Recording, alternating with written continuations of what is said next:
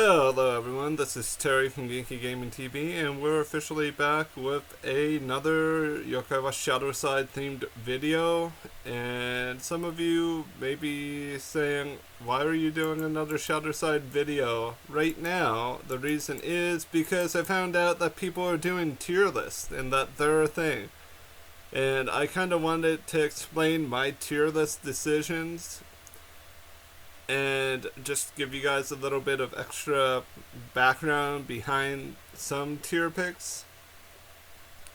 And as you know, our S tiers, people that I felt had a relatively strong impact. I would have moved Suzaku up there, and I noticed that the tier lists that I use don't have both shadow side and light side forms. It either has either or, but that's completely fine. And some of you may notice that I have Fudomio Bui and Imma in A tier. And some people are probably thinking that they're S tier. My top three tiers all basically equal out to the same thing. I just didn't want to have one big S tier. Of course, Fubuka Hime, Boribancho, Junya, Michi, Koma Frog, Komajiro, and of course Fukuro, and Pakun, and Shuden Doji, and a handful of others are S tier.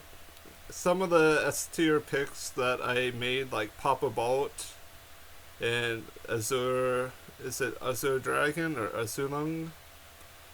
That are kind of questionable. I felt like Papa Bolt's Shadow Side form is enough of a difference that it makes Papa Bolt look stronger.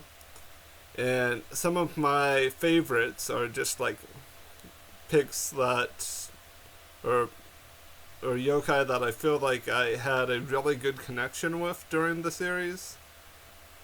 And I felt like people like Kyra's there because gotta love him. He was really well designed for Shadow Side.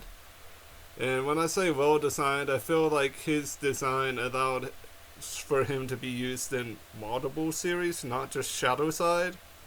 I factored that in. I have the sumo guy from the DLC mainly because he's the sumo guy from the DLC.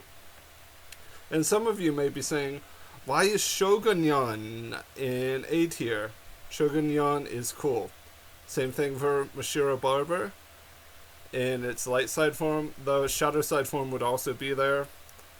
The only tier on this list that is actually bad is D tier. And they're not bad yokai, they're just yokai that have that niche of being a little bit different enough that they're not like hype yokai, if that's probably the wordage I'm looking for. We have Ushijam, we have Poofessor or Uchikuma. Like, there's a lot of stuff in that tier that's just there because it kind of they played a role, but they didn't play as significant of a role in the growth of the series. And some of the stuff that's in D tier you only really saw once. And our seaweed buddies, they're C tier because that's just where I found to put them. I didn't want to separate them because they deserve to all be in the same tier. And Hungreps is there because he is hungry. And I know I'm jumping tier to tier to tier to tier, and Hemtaru is also in C tier because I've not played the DLC for Yokai Watch 4, therefore I don't know how good or bad Hemtaro is. And I'm calling him Hemtaro, but I have that guy in the Crab Yokai in the same tier. I don't know either of their names because I'm not playing the DLC. And my B tier is kind of stuff that people may agree with. Noko, Seiba-san, Charlie, Suzaku, Orochi Whisper, because ShadowSide Whisper did things. Jiminkin, and I feel like, yeah, I also had Benkei and Jinta in that tier as well. And I have these yokai here because they played alright roles.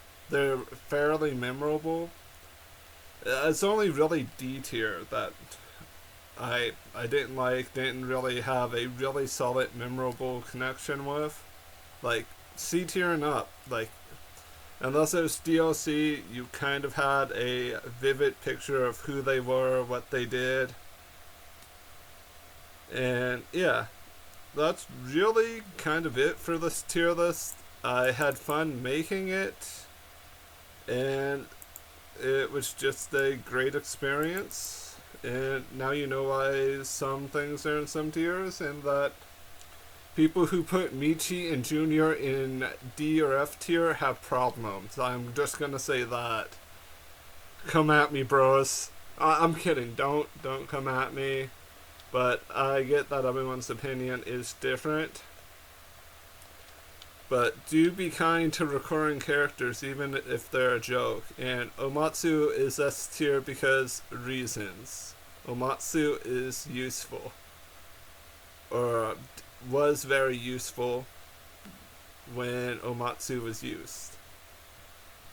But yeah, this was my tier list. Robanyan would have been higher if Robanyan 00 was seen more often. I was even fair to the Valentine's Day chocolate yokai. I don't want to say Chocolina because that's not right. Chocoyo, I think. I think that's her name, but I'm not 120% sure. But yeah, I had a hard time really deciding who belonged in C and D tier. I mean, D tier, the decision was a little bit more well defined. It was yokai that were either DLC that I didn't feel like would have a significant role, and yokai that just kind of showed up, were there for one episode, or were Zudomaru, and just didn't really fall into either of the other tiers.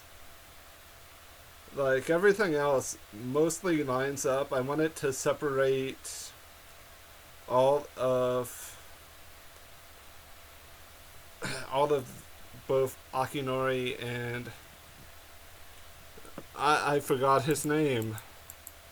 How can I forget a character's name that I used to talk about all of the time? I'm totally not going to the wiki. You guys know who I'm talking about. Toma! Yeah. I wanted to separate their forms into different tiers, just because I didn't want to show 100% favoritism. Because you know, if you like pad all of those forms into one tier, people would subjectively say that you're like fanboying towards one more than the other. I kind of tried my best to really separate stuff out so that everything kind of felt like it belonged where it was. Noda Hyun is the only one that I think, Noda Hyun and Inma are the only ones that I would think that I would move to S tier in retrospect, but A tier, S tier just kind of flowed together. Same thing with B. B just kind of flowed up into it as well. C tier is just where I put yokai that had fun episodes or were DLC or I didn't know, but thought had a cool enough design that would fit the tier. So yeah, that's really it for the video. I want to thank you all for watching. Have an amazing day, and I hope that you guys are able to make your own tiers as well. I think all you do is go to TierMaker.com and type in Yokai Watch ShadowSide or Yokai Watch SS, and you'll be able to do this as well. I hope your weeks are going well. Bye bye.